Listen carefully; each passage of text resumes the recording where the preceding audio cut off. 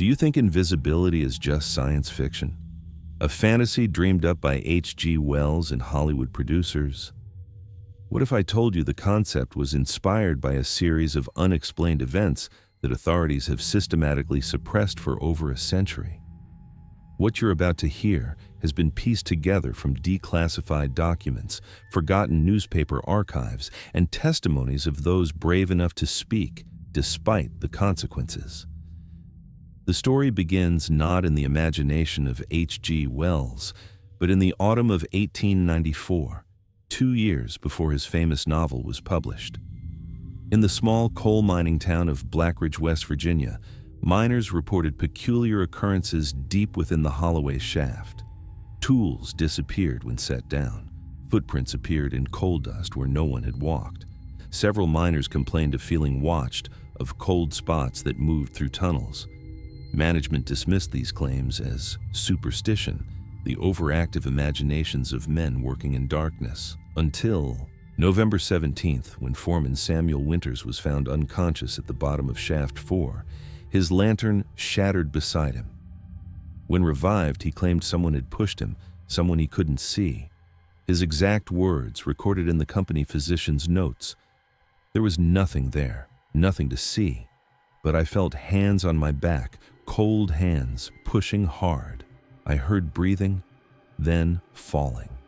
3 days later, the mine was closed indefinitely after an unexplained collapse. Official records cited structural instability. 17 miners were sealed inside. No recovery attempt was made despite families' protests. The Blackridge Mining Company filed for bankruptcy the following month. All documentation was transferred to private archives that mysteriously burned in 1896. That same year, H.G. Wells published The Invisible Man. Wells never publicly disclosed his inspiration, but his private correspondence tells a different story. In a letter to his brother Frank, dated March 3, 1895, Wells wrote, "I've heard the most disturbing account from Jameson about incidents in an American mine. If even half is true, it suggests possibilities that science cannot yet explain. I'm considering a story along these lines, though substantially altered for publication." The letter was found in a collection of personal papers acquired by Cambridge University in 1978. It was removed from public access 3 weeks later. When researchers requested it in 1980, they were informed no such letter existed in the collection. Between 1895 and 1897, 17 disappearances were reported within a 50-mile radius of Blackridge. In each case, witnesses described hearing footsteps, feeling watched, or noticing objects moving without explanation in the days preceding the disappearance. Local newspapers initially covered these stories before abruptly stopping. The editor of the Blackridge Herald, Michael Collins, resigned without explanation in December 1897. He was found dead in his home 3 months later, ruled a suicide despite evidence of a struggle. His final editorial, never published but found among his effects, contained a single paragraph. "There is something in Blackridge, something we cannot see that walks among us. It watches, it takes, and no one will speak of it." These events coincided with the arrival of a government geologist, Dr. Edward Pierce, officially investigating the region's coal seams. Pierce's field notes, partially recovered in 2003 during renovation of a government archive, reveal his actual purpose: specimen collection and containment assessment of non-visible entity. His final entry, dated January 18, 1898, "Containment impossible. It learns. Adapting countermeasures. Cannot confirm single or multiple entities. Request immediate." The entry ends mid-sentence. Pierce himself disappeared 3 days later. His room at the Blackridge Inn was found meticulously empty, as if cleaned, except for a single fingerprint on the mirror, not matching Pierce or any hotel staff. The government response was swift but quiet. A quarantine was established under the guise of a typhoid outbreak. Military personnel restricted access for 6 weeks. When the town reopened, over 40 residents had relocated. Those who remained showed a curious reluctance to discuss the events. Some displayed unusual scarring on their forearms, thin parallel lines like surgical marks. Between 1898 and 1903, reports of invisible presences diminished in Black Ridge but increased in neighboring regions. A pattern emerged. Sightings began with objects moving without explanation, progressed to voices with no source, culminated in physical contact, often described as cold hands or pressure from nothing, before the affected individual disappeared or, in rare cases, was found dead with no apparent cause. The scientific community of the time was ill-equipped to investigate such phenomena, but one researcher stood apart. Dr. Helena Morgan, a physicist from Cornell University, began documenting cases in 1904 after her brother Thomas vanished from his home in Pittsburgh. Police found no evidence of forced entry, but every mirror in the house had been shattered. Morgan's research notebooks detail 27 similar cases across Pennsylvania, West Virginia, and Ohio, a corridor following the path of the original Black Ridge incidents. Morgan developed a theory.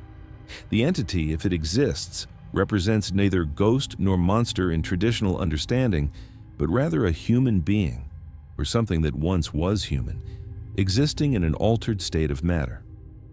The ability to manipulate light, rendering oneself invisible to observation, would require either technological intervention or an unprecedented evolutionary adaptation.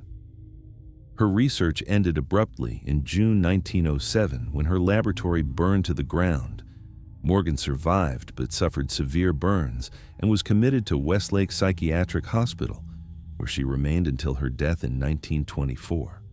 Hospital records indicate she refused to have mirrors in her room and repeatedly claimed it comes through reflective surfaces. The government's interest in these events intensified during World War I. Declassified military documents from 1917 reference Project Looking Glass, an initiative to replicate the Black Ridge phenomenon for military applications. The project was headquartered at a remote facility in Northern Virginia under the direction of Colonel James Hawthorne, a chemical warfare specialist. Project Looking Glass employed 12 scientists and conducted experiments on 38 subjects, all listed as volunteers, though prison records indicate at least 20 were inmates offered commutation of sentences. The experiments combined chemical compounds derived from the Black Ridge mine with electrical stimulation and radiation exposure. The results were catastrophic. According to a heavily redacted report dated November 1918, Trial 16 achieved partial success with subjects showing 47%. Light refraction for 31 minutes before cellular degradation. Subject expired during reversal process. Autopsy revealed unprecedented tissue transformation at the molecular level. The project was officially terminated after an incident on February 23, 1919, described only as complete containment failure, resulting in 17 casualties, including Dr. Kreiner and Colonel Hawthorne. The facility was destroyed under executive order. All remaining subjects were listed as deceased due to experimental complications. No bodies were ever returned to families. But termination didn't mean the end. The research was transferred to the newly formed Department of Advanced Research, operating under civilian cover. Throughout the 1920s, clusters of disappearances followed a pattern identical to the original Black Ridge incidents, moving northward through New York State and into New England. In Lakefield, Connecticut, 1927, police investigated the disappearance of the Williams family. Parents and 3 children vanished overnight from their locked home. The case attracted national attention when investigators found bizarre evidence: dinner half-eaten on the table, bathwater still warm, and most disturbing, a family photograph with all 5 faces scratched out. The lead detective, Joseph Merrick, told reporters, "It's as if they were simply lifted out of existence mid-evening." 2 weeks into the investigation, Merrick himself disappeared from his office at the police station. His partner, Detective Samuel Hayes, reported hearing Merrick speaking to someone, though he was alone in the room. Hayes heard Merrick say, "Who are you? How did you get in here?" followed by silence. When Hayes entered the room seconds later, Merrick was gone. His coffee cup was still warm. The case was taken over by federal agents who sealed all evidence. When journalists from the Hartford Courier pursued the story, they discovered their photographs of the Williams home had developed blank, and audio. Recordings of witness interviews contained nothing but static. The Courier's persistent investigation ended when their offices experienced a break-in. Nothing was stolen except materials related to the Williams case and a single mirror from the editor's office. The newspaper dropped the story the following day. By the 1930s, Hollywood had adapted Wells's novel into a successful film starring Claude Rains. The public embraced invisibility as entertainment, unaware of the phenomenon's true nature. Yet some in the production had encounters that couldn't be explained. Set designer William Pearson reported tools moving between locations and feeling watched while working late. After complaining to producers, he was replaced. 3 months later, Pearson was found dead in his apartment, doors locked from inside with mirrors covered by sheets. The coroner listed the cause as heart failure, though Pearson was 34 and had no history of health problems. The actor Claude Rains himself became obsessed with his role, studying everything written about invisibility. In a rarely seen interview from 1939, Rains said, "There's something about this character that feels not like fiction, but memory. Sometimes I dream I'm truly invisible, walking unseen, and it feels familiar, like remembering rather than imagining." Rains began collecting accounts of unexplained disappearances and invisibility-like phenomena, filling journals with clippings and notes. After his death, these journals were purchased by a private collector who subsequently disappeared. The journals themselves have never resurfaced. World War II brought renewed government interest in invisibility research. Operation Phantom, established in 1943, recruited scientists who had worked on the original project Looking Glass. Their focus shifted from creating invisibility to detecting and containing what they now classified as non-visible entities, believed to be increasing in number. A classified memo from General Robert Stilwell to the Secretary of War, dated June 1944, states, "Evidence suggests we are not creating these phenomena, but rather attracting them through our experiments.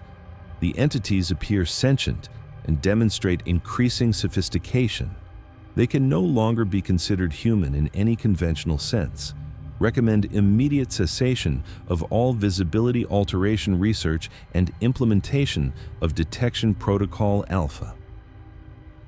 The government established monitoring stations throughout New England and the Mid-Atlantic, disguised as weather research facilities.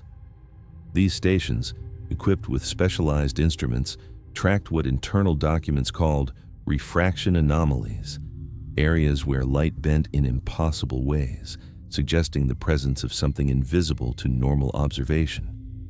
The public remained unaware, even as cases accumulated. In 1947, the small town of Milfield, Rhode Island, experienced 5 disappearances in 2 weeks. Each missing person had reported the same symptoms. Beforehand, feeling watched, hearing whispers, seeing their reflection move independently in mirrors or glass. The local physician, Dr. Eleanor Phillips, documented these accounts before contacting federal authorities. Within 48 hours of her call, military personnel quarantined Milfield, citing a contagious illness. When residents returned after 2 weeks, they found Dr. Phillips had relocated for personal reasons. Her medical records were confiscated. The missing persons cases were closed, listed as voluntary departures. But Dr. Phillips hadn't relocated. In 1963, a construction crew renovating the Milfield Medical Center discovered a sealed room containing a skeleton later identified through dental records as Dr. Phillips. The room contained no doors. It had been walled off completely. On the interior walls, Phillips had written a single message repeated hundreds of times: It comes through the glass. The Cold War intensified government secrecy around the phenomenon. Both American and Soviet intelligence agencies tracked invisibility incidents, each suspecting the other of developing new technology. A KGB document obtained after the Soviet collapse reveals their assessment. American claims of invisible agents are disinformation covering a more disturbing reality. Evidence suggests a non-human intelligence capable of manipulating visible light and solid matter. We cannot yet determine if this represents a natural evolution or engineered biological weapon. Throughout the 1950s and 1960s, invisibility research continued under the umbrella of Project MK-Ultra, hidden even deeper within classified programs. Scientists explored the connection between perception, consciousness, and physical visibility. They questioned whether invisibility was purely physical or partially psychological, if the mind could be conditioned not to see what was there. Dr. Martin Ridley, a neuropsychologist working with the program, developed a theory. The entities exist in a state of quantum uncertainty, simultaneously visible and invisible until observed. But unlike theoretical quantum particles, these entities appear to control the collapse of their wave function, choosing when to be perceived. Ridley's research ended when he apparently committed suicide in 1968, leaving a note reading only, "It watches when I watch for it." Investigators found every reflective surface in his home, mirrors, windows, even the television screen, had been covered with black paint. By the 1970s, the government's approach shifted from research to containment. Operation Glass Shield established protocols for identifying, tracking, and neutralizing what they now called non-visible entities, or NVEs. Specialized teams equipped with modified sensing equipment responded to clusters of disappearances or reports matching historical patterns. Their methods remained highly classified, but declassified expense reports reference unusual materials, specialized reflective surfaces, light-emitting devices operating at specific frequencies, and chemical compounds derived from silver nitrate, the same material used in early photography to capture images. In 1978, one such team was dispatched to Lakewood, Oregon, where 5 people had vanished within a month. The team's field report, heavily redacted but partially recovered through FOIA requests, describes their encounter. NVE detected in subject's residence through refraction scanning. Containment protocol initiated but failed when entity demonstrated previously undocumented ability to redacted. Agent Dawson was compromised during extraction attempt. His status remains unknown. Entity escaped containment and redacted. Agent Michael Dawson was officially listed as killed in action. His body was never recovered. His partner, Agent Rebecca Chen, requested transfer immediately after the incident and left government service 6 months later. In 1982, she contacted journalist Thomas Marshall with information about Operation Glass Shield. Their meeting was scheduled for October 15th. Chen never arrived. Marshall found his research notes on the story erased from his computer the following day. He abandoned the investigation. The 1980s brought a technological breakthrough in detection. Dr. William Zhang, working at a government research facility in Colorado, developed sensors capable of detecting the subtle electromagnetic disruptions caused by NVEs. For the first time, these entities could be reliably tracked, revealing a disturbing pattern of behavior. Zhang's research indicated NVEs weren't randomly distributed, but clustered around specific locations, areas with high electromagnetic fields, places with extensive mirror or glass installations, and, most troubling, around individuals who were actively researching invisibility. In his classified report dated January 1985, Zhang wrote, "The entities demonstrate intelligence and purpose. They are attracted to observation itself. Those looking for them become targets. This creates a paradox in our research. The more effectively we observe, the more we ourselves are observed."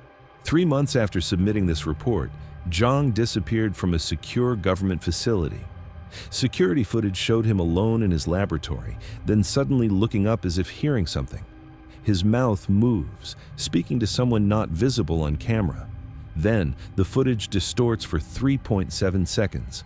When it clears, Zhang is gone. The laboratory door remained locked from inside. The 1990s saw a strategic change in government approach. Rather than containing knowledge of the phenomenon, officials began a campaign of normalization through fiction. Internal memos from a special department within the Pentagon proposed acclimatizing the public to the concept through entertainment media, reducing shock potential if wider awareness becomes unavoidable. This initiative coincided with a surge in invisibility-themed movies, television episodes, and books. Government communications with production companies remain classified, but industry insiders have noted unusual interest from federal consultants in such projects. Meanwhile, actual incidents continued. In 1993, graduate student Eliza Warren began researching historical disappearances for her criminology thesis at Boston University. Her focus: cases where victims reported feeling watched before vanishing. Within weeks of beginning her research, Warren reported to campus police that someone had broken into her apartment. Nothing was stolen, but all her mirrors had been turned to face the wall. Warren installed security cameras in her apartment. On October 17th, the cameras captured footage of papers moving on her desk, drawers opening, and her computer keyboard depressing with no visible cause. The final footage shows Warren entering the room, stopping suddenly as if hearing something, then turning toward an empty corner. Her expression changes to recognition, then fear. The video distorts and ends. When police entered Warren's apartment the next day, they found it empty except for the cameras, which now contained no footage. Warren herself was never found. Her thesis research disappeared from university servers, and professors had no recollection of her project focus. The advancement of digital technology in the early 2000s created new detection possibilities and new dangers. Surveillance cameras occasionally captured anomalies, human-shaped distortions moving through crowds, moments where light bent around an unseen presence. Most were dismissed as equipment failures or digital artifacts. Those that couldn't be explained were quietly removed from servers. In 2007, software engineer Marcus Lee developed an algorithm to detect these anomalies across multiple video sources. Working independently, Lee analyzed thousands of hours of public surveillance footage, identifying patterns consistent with the movement of invisible entities. His results suggested they were far more numerous than previously documented. Lee published his findings on an obscure technical forum. Within hours, the post was removed for community guidelines violations. The following day, Lee reported to police that someone had broken into his apartment during the night. Nothing was taken, but every digital storage device had been wiped clean. His online accounts showed no record of his research. 3 days later, Lee posted a final message. "There's someone in my apartment. I can hear them moving. They're getting closer. They know I can't see them, but they're here." Lee disappeared that night. Police found his apartment undisturbed except for his computer, which was running a video call application connected to an empty chat room. The most disturbing pattern emerged in the 2010s. Researchers investigating the phenomenon became targets with increasing frequency. Those who connected multiple cases or identified historical patterns reported surveillance-like experiences before disappearing or dying under mysterious circumstances. Journalist Cassandra Reyes began investigating the connection between missing persons cases and reports of invisibility in 2014. After publishing a preliminary article in an independent news outlet, Reyes reported stalking incidents to police. Security footage from her apartment building showed her entering the elevator alone, then speaking to someone not visible on camera before looking directly into the lens with an expression of terror. The elevator arrived at her floor, but when the doors opened, Reyes was gone. The phenomenon demonstrated another disturbing evolution: manipulation of digital information. Websites containing research on invisibility cases experienced unexplained server failures. Digital documents were altered or deleted. Even email communications between researchers would arrive corrupted or changed. Dr. James Chen, a data security expert investigating these incidents in 2017, discovered code embedded in affected systems that defied conventional programming logic. In his notes, recovered after his disappearance, Chen wrote, "This isn't a virus in any traditional sense. The code rewrites itself when observed, literally changing when under analysis. It's as if the act of observation causes the code to alter its state. This behavior mirrors quantum principles in a way that should be impossible in classical computing." Chen disappeared while live streaming his analysis to colleagues. The stream captured Chen looking up suddenly, asking, "Who's there?" to his empty office. The camera shows nothing, but Chen's expression changes to recognition. He whispers, "How long have you been watching me?" Then the feed cuts to static. When it resolves, the room is empty. The stream continued broadcasting emptiness for 6 hours before someone ended it. Today, the pattern continues. The entities, whatever they are, appear to be growing more numerous, more sophisticated, and more aggressive. They target those who notice them, creating a self-sustaining secrecy. They manipulate digital information, erasing evidence of their existence, and they continue to take people, dozens each year, who report the same precursors, feeling watched, hearing movement, seeing objects move without cause. The government maintains specialized response teams operating under various cover identities. Their methods remain classified, but their existence is confirmed through budget allocations to programs with vague descriptions like perceptual anomaly assessment and non-standard optical phenomenon research. What began in a West Virginia coal mine has evolved into something far more extensive and more terrifying. The Invisible Man isn't fiction. It wasn't a singular phenomenon. There are many of them now. They move among us, watching from behind, a veil we cannot penetrate. H.G. Wells didn't create the Invisible Man.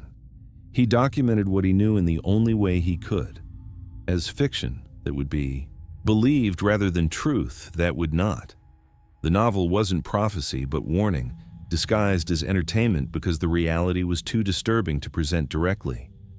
The most troubling question remains unanswered. What are they?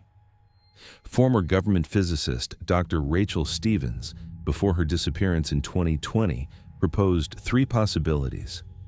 First, they may be human, the results of early experiments that succeeded too well, creating people trapped in an invisible state, their minds altered by their condition over decades of isolation and observation. Second, they could be something that was never human, entities that have always existed alongside us, normally imperceptible, now increasingly interacting with our reality. Third, and most disturbing, they may represent our future, humans who will develop this capability naturally or technologically, now returning to observe their own past. Stevens's final communication, sent to colleagues minutes before she vanished from her locked office, contained just 7 words. "They're watching me write this to you." The pattern of disappearances continues, following invisible threads across decades and continents. Those who know too much vanish. Those who see what cannot be seen disappear. The phenomenon sustains its own secrecy through targeted removal of observers. Why am I telling you this?